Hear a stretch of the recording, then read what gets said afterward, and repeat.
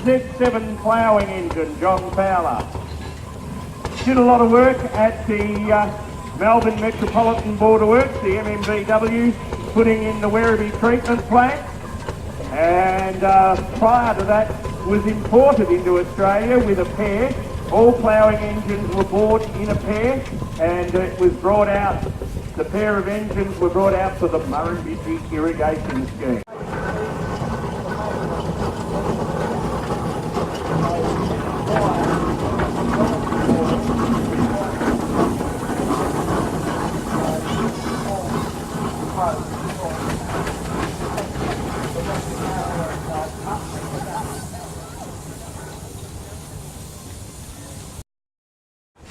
The Ruston Proctor, owned by the Miles family out of New Zealand, travelling across the globe here to Australia, across the ditch as they say. Twice a year they restored this engine, a Burrell, they're doing a portable at the moment. They never cease to amaze us all here sometimes. Here we have Robin and Pat going past, who are regular contributors here at Lake Goldsmith on the penny farthing. And very fit people. Cycling along there.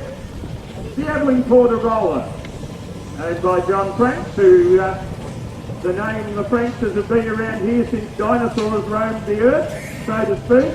And the Abilene Porter, pretty self-explanatory what this is. Principally a road roller making roads. And would have been brought into the country by a municipality and then sold off into a contractor's hand. Pretty typical site with a Furphy behind it for the water, and the other thing they used to tow behind them was a caravan or a living hut, because they didn't go backwards and forwards to the depot every day. Once they got out to where they were road making, they would camp out there for a number of weeks or a week or a month at a time. The 1930s Cowley's roller, yes, built right in Ballarat. Cowley's built steam engines in Ballarat when we used to manufacture, I keep saying it. Beautiful engine, Phil Smythe, Cowley, and we are lucky enough to have still a few of these in existence. Phil's on the committee here, and beautifully presented Cowley road roller there as it goes by, towing the old log jinker. Tiny little machine, Abilene Porter. Again, originally a road roller converted to a traction engine.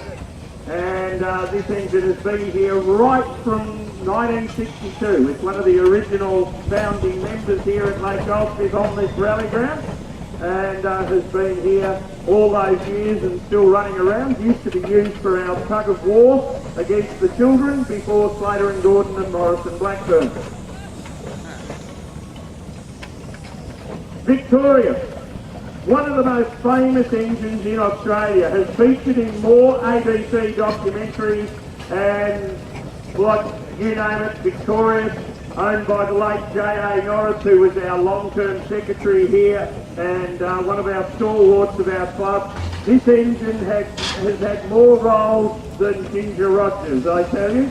It has featured in everything from the Marlborough Act, now there's a politically incorrect terminology, to Four Corners, Big Country, what else has it been on? The ABC News, as at the start of the news in regional Australia. It has featured everywhere. Victorious, it has been to Federation Square, it's been to you name it. It has been in everything. Very well known engine around the track, the old Fowler Victorious. Another Abilene Porter roller here. Again, pretty simple. Road rolling, it's got the tar buoy behind it for heating up the tar, and this was a pretty common sight around all the shires. The CRB, known as Big Roads now, CRB, who used to do all the road making and everything, you would see these tar pots everywhere in their yards and on the side of the road doing work. Six horse, John Fowler, owned by the Scobies, and a 6-horse, beautiful little engine, kicks along quite nicely. Would have driven a thrasher, shaft cutter, a small drum, not a big thrasher, but a small drum. Could have been used on a pump, saw bench, general farming, towing the baler there. Behind it, the Cliff and Bunting #1, mechanical wire tied where you put the divider boards in, tie the figure 8 knots. I can tell you a very funny story about that. We took this to Melbourne Show about 9 years ago. My 2 daughters were doing the wire tying over the fence. A couple of young bucks were serving on the girls, I suppose, and giving them a bit of grief. My daughter stood up and said, "I bet you boys can't tie a figure 8 knot in the wire." So she grabs the long bit of wire and does the figure 8. Says, "I'll pull it apart and I'll do it again slowly for you blokes, because I know you city blokes are pretty dumb." Did it again, then handed him a bit of wire this big. This kid tried to do it for 15 minutes until he had that much blood running out of his hands he nearly required St John's ambulance. But it was rather funny. Now, this is a good picture right here. You want to get a picture of this. This is what this engine was really made for. Threshing team. Sorry? Oh, the workers are on the back, are they? Ready for the next job. So there we go. That is a very typical scene. The only thing that's missing is the living hut and the furphy. But that is a contractor. The John Fowler towing the thrasher around. Of course, the thrasher, in modern day terms, is a header. And that is a typical of what you would have seen travelling. They start up through the middle of New South Wales and contract all their way down to Warrnambool to the coast. They would do that for 6 to 7 months of the year, and that's exactly how the crew would travel round on the elevator car. Bloody hot in summer, flies, you name it, but that's the way it was. That was how you got the grain, harvested your grain back then, and that is a very typical sight of what you would have seen driving around the roads. Another Cowley roller, again built in Ballarat, and road rolling. Was its name, the Foden. Truck, steam truck, well, today it'd be known as an Isuzu or a Hino. A tray truck, and this is, well, you can imagine, what a big step, ladies and gentlemen. What a huge step to go from horses and bullocks to this. We didn't have to feed, we didn't have to stop, put a nose bag on, give the horses a bit of a spell. This would drive out off the railheads, off the wharf, and deliver goods out at a speed of about 15 mile an hour compared to about 2 or 3 mile an hour with horse speed. So what a revolution these trucks were to come out. And if you start looking at a bit of a transition here from that to the Sentinel here, you're starting to really see the formation of the more modern truck. We have full leaf springs, we have a steering column which resembles a lot of the, I think Bedfords would still have them today because they haven't really upped their design much. And in fact, actually Bedfords was how they invented the slow motion replay at the BBC.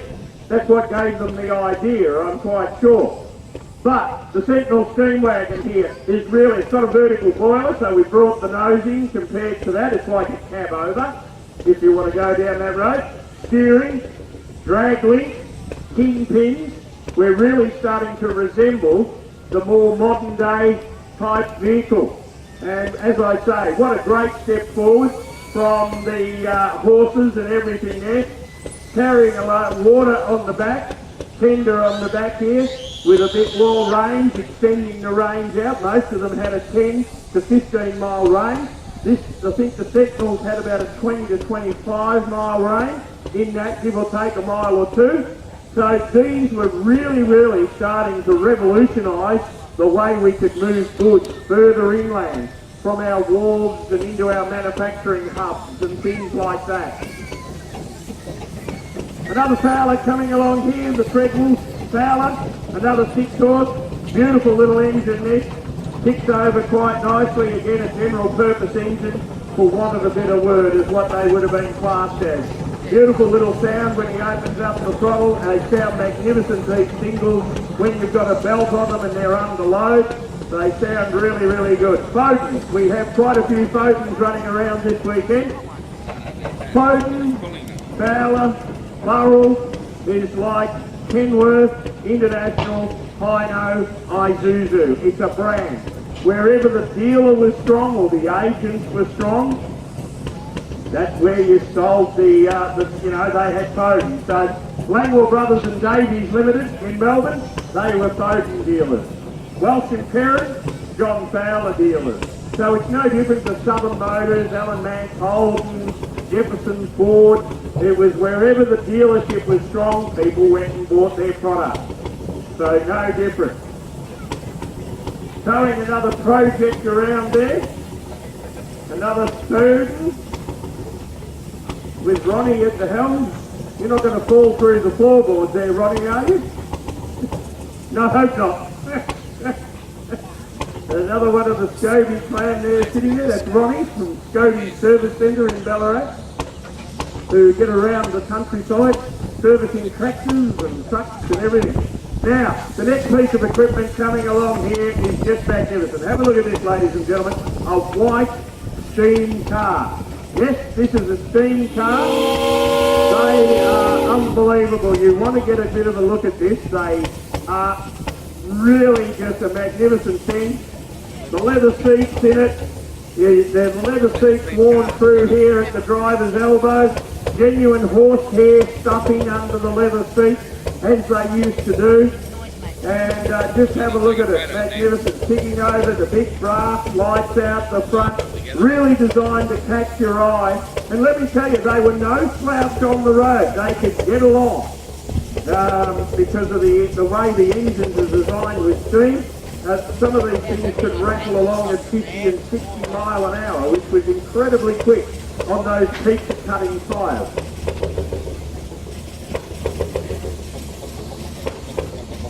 Now, you really should get a photo of this. This is a gel bar built in Ballarat. I reckon this is the longest the bloody thing's run our Grand Parade for quite some time. It usually stops right in the middle of the road and blocks the whole goddamn thing. Now just be warned, this engine will give a big bang from time to time. I'm sure it was designed by a committee of alcohol-induced dizzy spells. Oh, here it goes. No, it's still going. Well, there we go. Have a listen to that. On cue. Yes, I'm quite sure the designers of this. Oh, no, here we go. Oh! We're in trouble. I keep it. Hello, Magoo. Just look out. No. Careful. Yes. Yes, I would. He's just trying to outdo the cannon down here of the Shenandoah guys.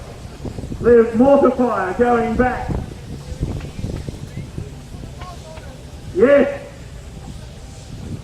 This is why it never wore out at the city of Ballarat. The Burrell, 1910 model road going locomotive, so to speak, or road engine 3 speed. And these were the heavy haul units of the day. These we call electrical transformers, anything that was over-dimensional. These were the machines that would do it. And they would get along the road at a good 15 to 18 mile an hour, 12 mile an hour.